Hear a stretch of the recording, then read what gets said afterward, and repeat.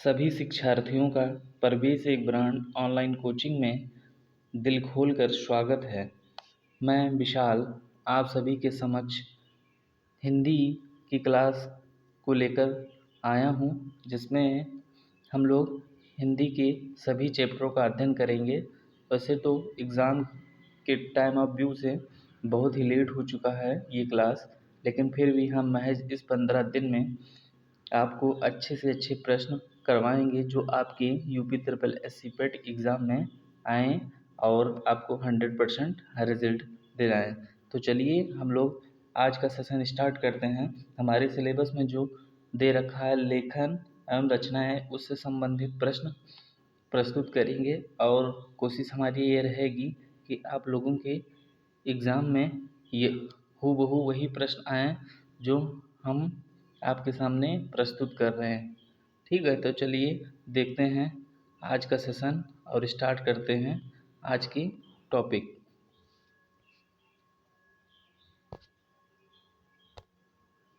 तो चलिए स्टार्ट करते हैं। तो सबसे पहला जो क्वेश्चन है वो है, हिंदी साहित्य के आरंभिक काल को आचार्य रामचंद्र शुक्ल ने क्या कहा? तो चलिए फटाफट से इसका जवाब दे दीजिए। इसका ऑप्शन है आधार आदिकाल, दूसरा ऑप्शन है सिद्ध सामंत काल, तीसरा ऑप्शन है वीरगाथा काल, चौथा ऑप्शन है चारण काल। तो चलिए फटाफट इसका जवाब दे दीजिए। तो इसका जो सही आंसर होगा वो होगा, बताइए, इसका जो सही आंसर होगा वो होगा वीरगाथा काल। चलिए दूसरा प्रश्न देखते हैं।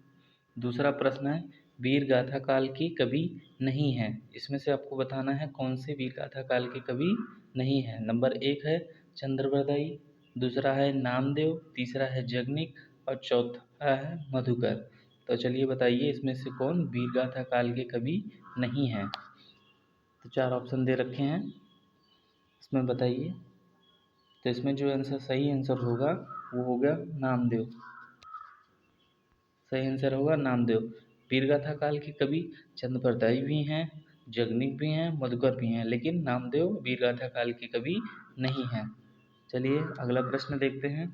अगला प्रश्न है, सेवा सदन किसका उपन्यास है?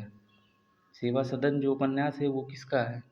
ऑप्शन है राजेंद्र यादव, दूसरा ऑप्शन है प्रेमचंद्र, तीसरा ऑप्शन है रामचंद्र शुक्ल, चौथा ऑप्शन है रंगेय राघव। चलिए फटाफट इसका जवाब दे दीजिए, इसका आंसर क्या होगा? तो इसका जो आंसर होगा वो होगा प्रेमचंद्र। ठीक है, चलिए आगे देखते हैं अगला क्वेश्चन क्या होगा।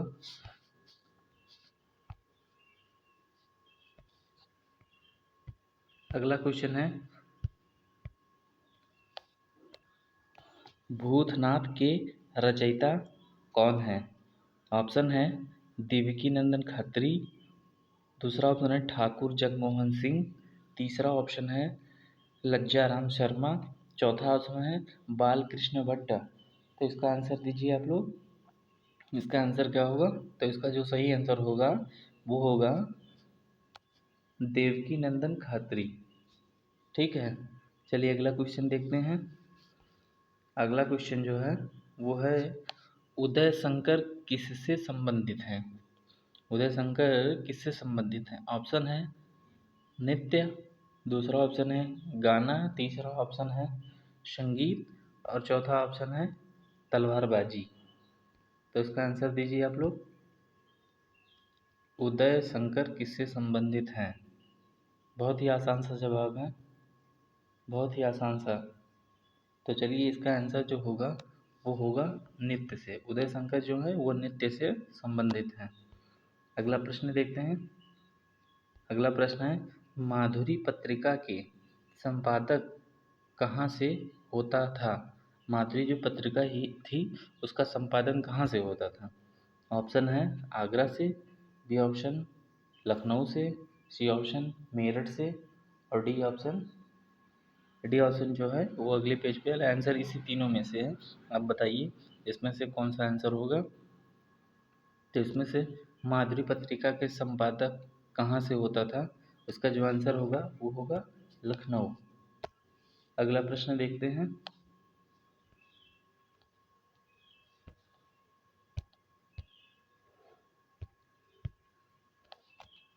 अगला प्रश्न है, हिंदी नवजीवन के संपादक हैं। ऑप्शन है गांधी जी, दूसरा ऑप्शन नेहरू जी, तीसरा है काका कालेकर, चौथा है राजेंद्र प्रसाद। तो इसका फटाफट जल्दी से जल्दी आप लोग जवाब दे दीजिए, इसका सही आंसर क्या होगा। तो इसका जो सही आंसर होगा वो होगा गांधी जी। चलिए अगले क्वेश्चन देखते हैं। अगला क्वेश्चन है, प्रेमचंद्र के उस उपन्यास को बताएं जिसमें दहेज प्रथा की बुराई की गई है। प्रेमचंद्र के उस उपन्यास को बताइए जिसमें दहेज प्रथा की बुराई की गई है। ऑप्शन है नंबर 1 गबन, दूसरा है गोदान, तीसरा है सेवा सदन और चौथा जो ऑप्शन है वो है निर्मला। तो इसका जल्दी से जल्दी आप लोग जवाब दे दीजिए। ये चारों रचनाएं प्रेमचंद्र की हैं, लेकिन किसमें दहेज प्रथा की बुराई के बारे में कहा गया है, ऐसे प्रश्न का उत्तर दीजिए आप लोग। तो ऐसे प्रश्न का जो उत्तर होगा ऐसे प्रश्न का उत्तर है निर्मला। ठीक है, चलिए अगला क्वेश्चन देखते हैं। अगला प्रश्न देखते हैं। अगला प्रश्न है,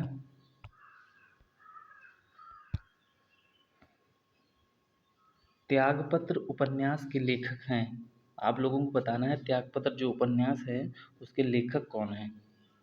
तो ऑप्शन है जैनेन्द्र, बी ऑप्शन है इलाचंद्र जोशी, सी ऑप्शन है अज्ञेय और डी ऑप्शन है देवराज। तो इसका आंसर दे दीजिए फटाफट से आप लोग। तो इसका जो आंसर होगा वो होगा, इसका आंसर जो होगा वो है जैनेन्द्र। चलिए अगला क्वेश्चन देखते हैं। अगला क्वेश्चन है, झूठा सच किसका उपन्यास है। झूठा सच एक उपन्यास है, वो किसका है, इन चारों में से किसका है। तो ऑप्शन है उपेंद्र नाथ, दूसरा है नागार्जुन, तीसरा है यशपाल, चौथा है राघव। तो इसमें से किसका आंसर, कौन झूठा सच किसका उपन्यास है, इसके बारे में बताइए आप लोग। तो इसका जो सही आंसर होगा वो होगा यशपाल। ठीक है, तो अगला क्वेश्चन देखते हैं, हिंदी किस भाषा परिवार की भाषा है। पिछले सेशन में जो हमने क्लास की उसमें शायद इस प्रश्न को पूछा गया है, तो आप लोग इसका जवाब हूबहू शायद सही ही देंगे। तो प्रश्न है, हिंदी किस भाषा परिवार की भाषा है। तो इसका जो ऑप्शन है वो है पहला ऑप्शन है चीनी तिब्बती, दूसरा है द्रविड़, तीसरा है आस्ट्रिक और चौथा है बहुरूपीय। तो इसका जो आंसर होगा वो होगा बहुरूपीय।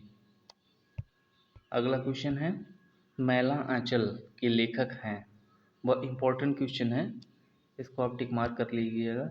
मैला आंचल के लेखक हैं पाणेश्वर नाथ रेणु, बी ऑप्शन है देवराज, सी ऑप्शन है नागार्जुन और डी ऑप्शन है चतुर्सेन शास्त्री। तो इसका उत्तर दीजिए आप लोग।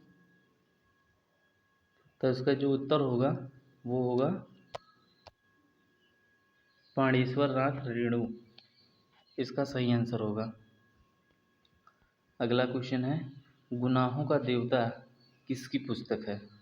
ये भी इम्पोर्टेंट क्वेश्चन है, हो सकता है एग्ज़ाम के पॉइंट ऑफ व्यू से आपके पेपर में ये क्वेश्चन आए। तो पहला ऑप्शन है धर्मवीर भारती,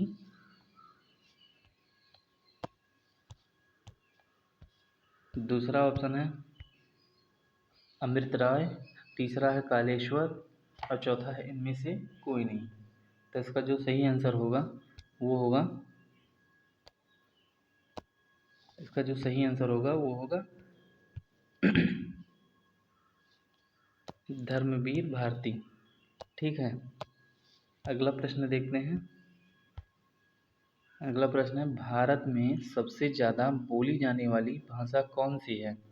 बहुत ही आसान सा जवाब, पिछले कुछ सेशन में हम लोगों ने ये क्वेश्चन पढ़ चुके हैं, तो इसका आप लोग जवाब दीजिए।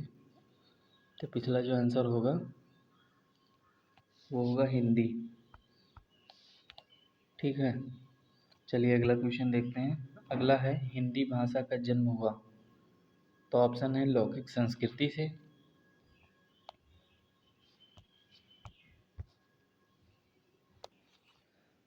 पाली प्राकृत, वैदिक संस्कृत से, अपभ्रंश से। तो इसका जो ऑप्शन होगा वो होगा, चलिए फटाफट से आप लोग इसका जवाब दीजिए। इसका जो आंसर होगा, इसका सही आंसर क्या होगा? चलिए आप लोग बताइए। इसका जो सही आंसर होगा वो होगा अपभ्रंश से। चलिए अगला क्वेश्चन देखते हैं। अगला क्वेश्चन है खड़ी बोली के प्रथम महाकाव्य का नाम क्या है? जो खड़ी बोली है उसके प्रथम महाकाव्य का नाम क्या है? उसका नाम आप लोगों को बताना है।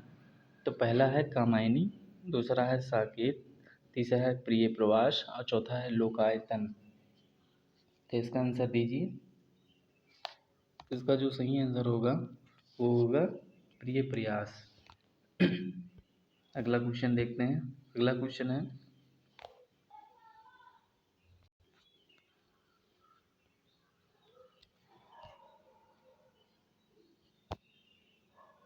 बी ऑप्शन निराला। शायद इस प्रश्न को पढ़ने में कोई मिस्टेक हुई है, तो इसका प्रश्न फिर से पढ़ते हैं। भारत भारती के रचयिता हैं। नंबर 1 ऑप्शन है प्रेमचंद्र, बी ऑप्शन है निराला, सी ऑप्शन है सुमित्रा नंदन पंत, डी ऑप्शन है मैथिली शरण गुप्त। तो इसका आंसर दीजिए आप लोग। इसका जो सही आंसर होगा वो होगा मैथिली शरण गुप्त। ठीक है, चलिए अगले प्रश्न की तरफ चलते हैं और अगला प्रश्न देखते हैं। तो अगला प्रश्न जो है वो हिंदी भाषा की लिपि में लिखी जाती है। हिंदी भाषा लिपि में लिखी जाती है। तो आप लोग बताइए हिंदी भाषा किस लिपि में लिखी जाती है? ऑप्शन है देवनागरी लिपि, B option Gurmukhi, C option Brahmi और डी ऑप्शन सौराष्ट्री। तो चलिए इसका जवाब दीजिए आप लोग। इसका जो सही जवाब होगा, बहुत ही आसान सा प्रश्न है, तो इसका जो सही जवाब होगा वो होगा देवनागरी। चलिए अगला प्रश्न देखते हैं।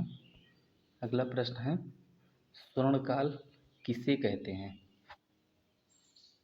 स्वर्णकाल किसे कहते हैं? ऑप्शन है रीतिकाल, दूसरा है भक्तिकाल को, तीसरा है आदिकाल को और चौथा ऑप्शन है आधुनिक काल को। तो इसका जो सही जवाब होगा वो फटाफट से आप लोग बताइए। तो उसका जो सही जवाब होगा वो होगा,